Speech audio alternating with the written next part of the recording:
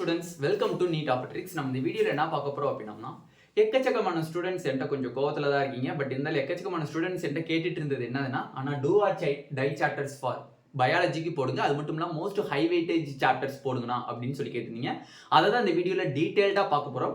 வாங்க வீடியோக்குள்ளே போகிறதுக்குன்னா நம்மளோட நீட் ஆப்ட்ரிக்ஸ் சேனலை சப்ஸ்கிரைப் பண்ணிக்கோங்க, கூடவே இருக்கக்கூடிய பெல் பட்டனை கிளிக் பண்ணிக்கோங்க. அப்போ நம்ம போடக்கூடிய வீடியோ உங்களுக்கு நோட்டிஃபிகேஷனாக வரும். அது மட்டும் இல்லை, இப்போ நான் சொல்ல போகிற கண்டென்ட் உங்களுக்கு பிடிச்சிருந்துச்சு அப்படின்னா கண்டிப்பாக லைக்கும் பண்ணிக்கோங்க. ஓகேவா? இன்னும் யார் நம்மளோட பயாலஜி மீன்ஸ் நீட் டாப்ட்ரிக்ஸ்க்கான ஆப்பை வந்து டவுன்லோட் பண்ணியோ கண்டிப்பாக நீங்கள் டவுன்லோட் பண்ணிக்கோங்க. அப்போ தான் அதில் இருக்கக்கூடிய ஃபுல் பயாலஜி மார்க் டெஸ்ட் சீரிஸை உங்களால் அக்சஸ் பண்ணிக்க முடியும். அது மட்டும் இல்லை, நம்மளோட Telegram group channel and WhatsApp group channel and target chemistry 180 பேட்ச்க்கான வாட்ஸ்அப் குரூப் லிங்க் ஆல்சோ நம்மளுக்கு கீழே டிஸ்கிரிப்ஷனில் இருக்குது. ஜாயின் பண்ணாதவங்க கண்டிப்பாக ஜாயின் பண்ணிக்கோங்க. அதுலேயும் உங்களுக்கு லேட்டஸ்ட் அப்டேட் ஃபுல்லாக அப்டேட் பண்ணுவாங்க. ஓகே, இப்போ மோஸ்ட் இம்பார்ட்டன்ட் சாப்டர்ஸ், ஒரு கொஞ்சம் கம்மியான சாப்டர்ஸ், பாதிக்கு பாதி நம்ம கவர் பண்ணோம்னா எவ்வளோ மார்க்ஸ் நம்ம பயாலஜியில் கண்டிப்பாக வாங்க முடியும்? கிட்டத்தட்ட ஒரு 32 சாப்டர்ஸ் இருக்கு நம்மளுக்கு. அந்த 32 சாப்டர்ஸ்ல வெறும் 16 சாப்டர்ஸ் நீங்க கவர் பண்ணாலே 220 மார்க்ஸ் நியர்லி நீங்க வாங்க முடியும். 220 மார்க்ஸ் நியர்லி வாங்க முடியும். அப்போ 20 சாப்டர்ஸ் நான் கவர் பண்ணேன்னா கண்டிப்பா உன்னால 250 கிராஸ் பண்ணிட முடியும். 250 நீங்க ஈஸியா கிராஸ் பண்ணிட முடியும். டோட்டலா நீங்க 32 சாப்டர்ஸ் படிச்சாலே உங்களுக்கு 360 வருது. அப்படிங்கிற பட்சத்துல வெறும் 20 சாப்டர்ஸ் நீங்க வந்து கவர் பண்ணாலே 250வே நீங்க கிராஸ் பண்ணிடலாம். 250 மார்க்ஸை நீங்கள் கிராஸ் பண்ணிடலாம். அப்போ அதுக்கு என்னென்ன சாப்டர்ஸ் நம்ம படிக்கணும், எதை வந்து கன்சிஸ்டண்ட்டாக நம்ம வந்து ரிவைஸ் பண்ணிக்கிட்டே இருக்கணும் அப்படிங்கிறது ரொம்ப ரொம்ப முக்கியம். ஃபர்ஸ்ட் ஆஃப் ஆல், நான் பயாலஜியில் நான் இந்த டாபிக் எடுக்கிறதுக்கு முன்னாடி ஒரு சின்ன இம்பார்ட்டண்டான ஒரு விஷயம் சொல்கிறேன். கண்டிப்பாக நீங்கள் நீட் எக்ஸாம்குள்ளே போகிறதுக்கு முன்னாடி டெஃபினைட்லி பயாலஜி என்சிஆர்டி புக்கை கிட்டத்தட்ட 7 to 9 டைம்ஸ் ரிவைஸ் பண்ணியே ஆகணும். நீங்கள் 7 to 9 டைம்ஸ். நான் எப்போ சொல்கிறேன்னா, ஜூன் மந்த்லேருந்து ஏப்ரல் மந்த்துக்குள்ளே நான் சொல்கிறேன். இப்போ இருக்கிற ஷார்ட் அண்ட் பீரியட் டைமில் கண்டிப்பாக 3 to 4 டைம்ஸ் நீங்கள் பயாலஜி புக்கை ரிவிஷன் பண்ணியே ஆகணும். அதான் உங்களோட டார்கெட்டாக இருக்கணும். ஏன்னா நீங்கள் எக்ஸாம்குள்ளே மந்த்துக்குள்ளே போகிறீங்க அப்படின்னா 4 டைம்ஸ் நீங்கள் என்சிஆர்டியை கோ த்ரூ பண்ணியே ஆகணும். அதுலேயும் நான் இப்போ சொல்ல போகிற சாப்டர்ஸை வீக்லி டெய்லியும் நீங்கள் அந்த லெசன்ஸை கரெக்டாக ஒரு 2 hours நீங்கள் கன்சிஸ்டண்ட்டாக நீங்கள் ரிவைஸ் பண்ணிக்கிட்டே இருக்கணும். ஏன்னா அந்த chapters very very very very important. ரொம்ப ரொம்ப ஹை வெயிட்டேஜ்னா சாப்டர்ஸ். அந்த ஹை வெயிட்டேஜை வச்சு தான் இப்போ நம்ம பார்க்க போகிறோம். ஓகேவா? ஓகே, இப்போ பார்த்தீங்க அப்படின்னா நம்மளுக்கு ஃபர்ஸ்ட் 11th எது ஹை வெயிட்டேஜ், 11th எது ஹை வெயிட்டேஜ் சாப்டர்ஸ் அப்படிங்கிறத நம்ம பார்க்கலாம். நார்மலாக பார்த்தீங்கன்னா எல்லாருமே சொல்கிறது என்னன்னா, human physiology very very very very important பா. நிறைய பேர் சொல்றாங்க ரெடியூஸ்டு சிலபஸ்ல நம்மளுக்கு வந்து நியூரல் கோஆர்டினேஷன்ல வந்து ஐயும் இயரும் இல்லைன்னு சொல்லியிருக்காங்க. பட் என்னோட கருத்து என்னன்னா, ஐயும் இயரும் கிட்டத்தட்ட ஒரு 3 pages தான் இருக்கு. அதை நீங்க எக்ஸ்ட்ரா படிக்கிறனால உங்களுக்கு ஒன்றும் குறைஞ்சு போறது கிடையாது. ஏன்னா சப்போஸ் நீங்க வந்து மெடிக்கல்குள்ள போனாலும் உங்களுக்கு அந்த ஐயும் இயரை தான் படிக்க போறீங்க. பட் இருந்தாலும் படிக்கிறனால இன்ட்ரெஸ்டிங்காக தானே இருக்கும். அதில் படிக்கிறனால ஒன்றும் கிடையாது. ஏன்னா நம்ம டாக்டராக போறோம் அப்படிங்கிற பட்சத்தில் அதை பற்றி தான் நம்ம படிக்க போறோம். அதை எதுக்கு ஸ்கிப் பண்ணுவானே, ஜஸ்ட் படிச்சு நம்ம தெரிஞ்சுக்கலாம்ல. ஸ்கிப் பண்ணோம்னா அந்த ஐயும் இயரையும் நீங்க படிச்சுக்கோங்க.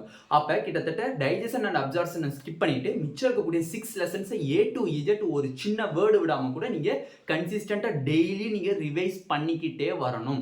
இதுதான் ஃபர்ஸ்ட். ஓகேவா? ரெண்டாவது plant ஃபிசியாலஜியில்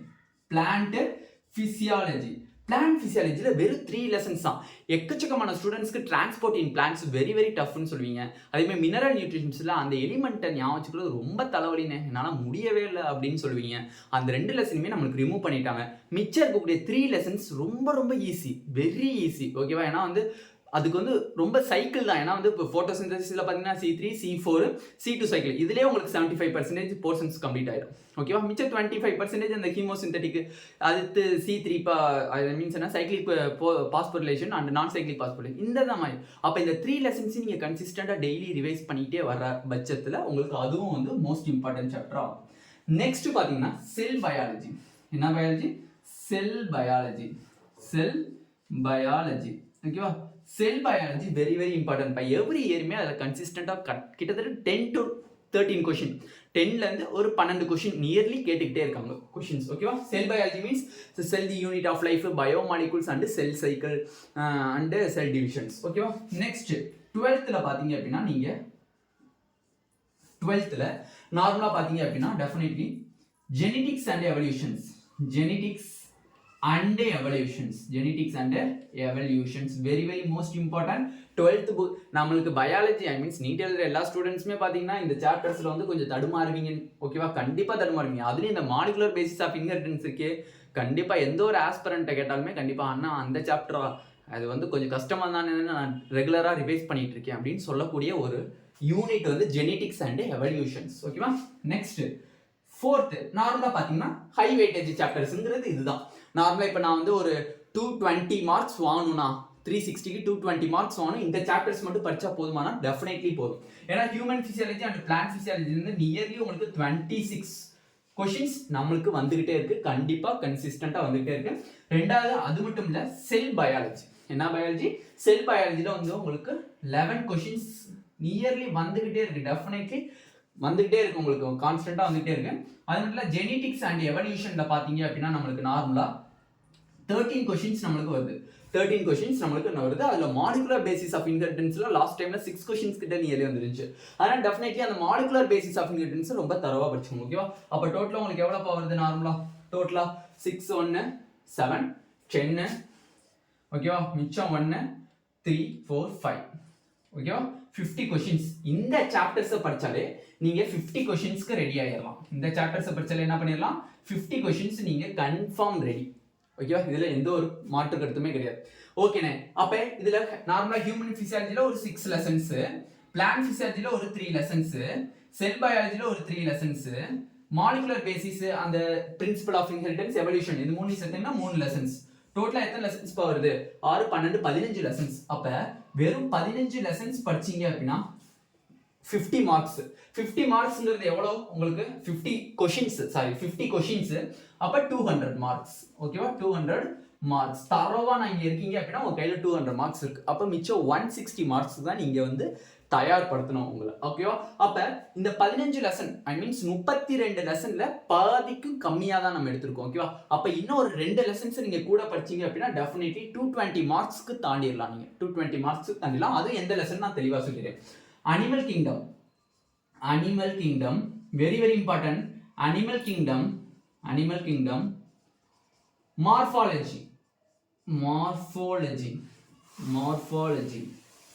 of flowering plants FB போட்டுக்கிறேன். ஓகேவா, இதுல கன்சிஸ்டன்ட் 2 லெசன்ல இருந்துமே 9 கொஷின்ஸ் வருதுப்பா.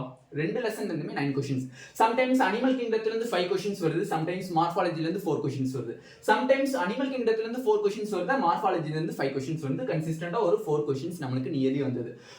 9 கொஷின்ஸ் நார்மலா டோட்டலா பாத்தீங்கன்னா வருது. அந்த 9 கொஷின்ஸ்ல 4 மார்க்னு வச்சோம்னா 36 மார்க்ஸ் வருது. அப்ப டோட்டலா பாத்தீங்க அப்படின்னா 36 மார்க்ஸ். ஓகேவா, இது என்னது 9 கொஷின்ஸ். அப்ப டோட்டலா உங்களுக்கு எவ்வளவு வருது? நார்மலா 36 மார்க்ஸ் கன்சிஸ்டா வருது. ஓகேவா, அப்ப நீங்க எல்லா சாப்டருமே எனக்கு தெரியல, சப்போஸ் நீங்க ஸ்கூல் ஸ்டூடெண்டா இருக்கும் பட்சத்துல கூட நான் சொல்றேன், சப்போஸ் என்ன எல்லாமே என்னால் படிக்க முடியல. ஏன்னா பப்ளிக் வேற March 1 ஸ்டார்ட் ஆகுது, இன்னும் February மட்டும்தான் இருக்கு, இந்த ஏப்ரல் மந்த்ல லீவ், ஜான்வரி மந்த்ல வேற லீவ் வேற இருக்கு. அப்ப நான் என்னன்னா கவர் பண்றது?